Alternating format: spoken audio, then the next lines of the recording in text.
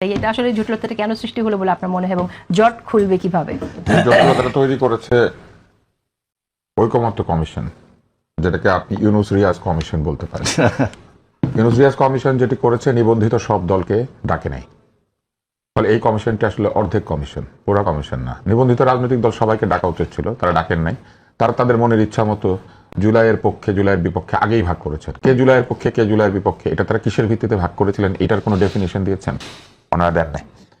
তারপর তারা যেটা করেছেন, সেখানে যাওয়ার পরে তারা বিভিন্ন প্রস্তাব দিয়েছেন এবং এইখানে যারা আছেন তারা অনেকে সেখানে উপস্থিত ছিলেন, হয়তো হেলাল ভাই ছিলেন না আমার ধারণা, কিন্তু শিশিরমণিকে আমি দেখেছি। তখন মনিটর করেছেন, হ্যাঁ, শিশিরমণিকে আমি দেখেছি এবং শিশিরমণির আমার অত্যন্ত প্রিয় একজন মানুষ, অত্যন্ত যৌক্তিক কথা বলেন। যুক্তি তাকে শিখতে হয়েছে, উকিল। তো সেইখানে শিশিরমণি একদিন দাঁড়িয়ে বলেছিলেন যে এই সরকার অমুক অমুক কারণে কিন্তু আসলে অবৈধ, আমার মনে আছে। তিনি ব্যাখ্যা করেছিলেন কেন এই ইউনূস সরকার আসলে ঠিক বৈধতা নাই। তাহলে ওই যুক্তিগুলো তো ঠিক ছিল। তাহলে মোটামুটি সাংবিধানিকভাবে অবৈধ, কিন্তু সুপ্রিম কোর্ট থেকে রেফারেন্স নিয়ে তৈরি হওয়া একটা সরকার। এবং আমার মনে আছে শিশিরমণি সম্ভবত সেখানে বলেছিলেন যে রেফারেন্স যে দিয়েছে সেই বিচারকদের সিগনেচার কোথায়, এরকম একটা প্রশ্ন মনে আপনি করেছিলেন, বা ওই কাগজটা কোথায়? বৈধ বলি নাই, আমি বলছি যে 106 এর উপর বৈধতা না, 106 এর উপর জনগণের পাওয়ার। উনি বলেছেন জনগণের পাওয়ার, কিন্তু জনগণের পাওয়ার কোথা থেকে আসছে? জনগণের পাওয়ার জনগণের একটা পক্ষ থেকে এসেছে, পুরো জনগণ তো ওখানে আসে নাই। যদি আসতো তাহলে আবার গণভোট লাগে কেন?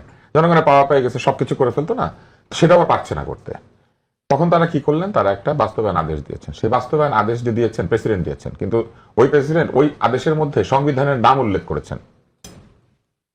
এখানে আছে ওই আদেশটার মধ্যে, সেখানে আছে যে এই কোন নির্বাচন কমিশন করবে। তাহলে নির্বাচন কমিশন করবে যে নির্বাচন কমিশন সংবিধানের অধীনেই তৈরি হয়েছে। তাহলে উনি নিজেও ওই সংবিধানের অধীনে শপথ নিয়েছেন, যে সংবিধানটা আছে। সেই সংবিধানের প্রেসিডেন্ট এইভাবে সংবিধান সংস্কারের আদেশ দিতে পারে না। উনি কোনো কিছু তৈরি করতে পারেন না যেটা সংবিধান সংস্কারের লক্ষ্যে তৈরি হবে। এটা করতে গেলে তাকে একটা নির্বাচিত সংসদের মাধ্যমে অনুরোধ পেতে হবে। অনুরোধ যারা করেছেন তারা আবার ওই শিশিরমণির ওই বক্তব্য অনুযায়ী যে 106 রেফারেন্সে তারা ক্ষমতা নিয়েছেন, কিন্তু আসলে এটা 106 রেফারেন্সে নেওয়া যায় না। কিন্তু নিয়েছেন তো তারা 106 রেফারেন্সে। তারা কেউ কিন্তু কাগজে কলমে কোথাও লেখেন না আমরা জনগণের রায় বা জনগণ থেকে নির্বাচিত, কোথাও কোনো কাগজে নাই। ঠিক? আচ্ছা, তাহলে দেখেন ওনারা শুরুতেই নিজেদের মধ্যে একটা গোজামিল তৈরি করে রেখেছিলেন, যেটা শিশিরমণির ওই আলোচনার মধ্যে উল্লেখ করেছিলেন যে 106 এটা হয় না, বলতে হবে এটা জনগণের। তো জনগণ যদি ঠিকই করে থাকে, তো জনগণ তো ওনাদেরকে থাকতে দিয়েছিল মেয়াদ ছাড়া। তাহলে গণভোটের দরকার কেন হলো? শোনেন, না গণভোট কেন দরকার হলো, গণভোট কেন দরকার হলো এটা ওনারা ব্যাখ্যা করবেন। গণভোট কেন লিখেছে, আমার কাছে তো মনে হয় গণভোটের দরকার ছিল না। আমি সাধারণ বুদ্ধিতে যাবো, যে কমন সেন্স। তাহলে ওনারা কি করলেন? ওনারা বলছেন যে 106 রেফারেন্সে এটা বৈধ ছিল না সরকার, কিন্তু সেই বৈধতা আবার সরকার দাবি করেছিল আমরা 106 বৈধ। তারপরে সেই বৈধ সরকার প্রেসিডেন্টকে বলেছেন এই আদেশ জারি করতে। এমন একটা গণপরিষদ সংস্কার পরিষদ না, গণপরিষদ না, সংবিধান সংস্কার পরিষদ নামে একটা পরিষদ তৈরি করার জন্য গণভোটের বিধান সহ একটা আদেশ জারি করেছেন, যেটা হচ্ছে সেই আদেশ যেটার কথা আপনি বলছেন। সনদের আদেশের পার্থক্য, সনদের আদেশ যে আলাদা জিনিস, এইটা এই আদেশটার মধ্যেই আছে। কারণ সনদের কিছু কিছু আইন কানুন যেগুলো গণভোটে যাবে, সেগুলো আবার এটার সঙ্গে তফসিল 1 তফসিল 2 করে এটা যুক্ত করা হয়েছে। এখন দেখেন, প্রেসিডেন্ট বলছেন যে সংবিধান সংস্কার করা হবে, তার মানে একটা সংবিধান আছে।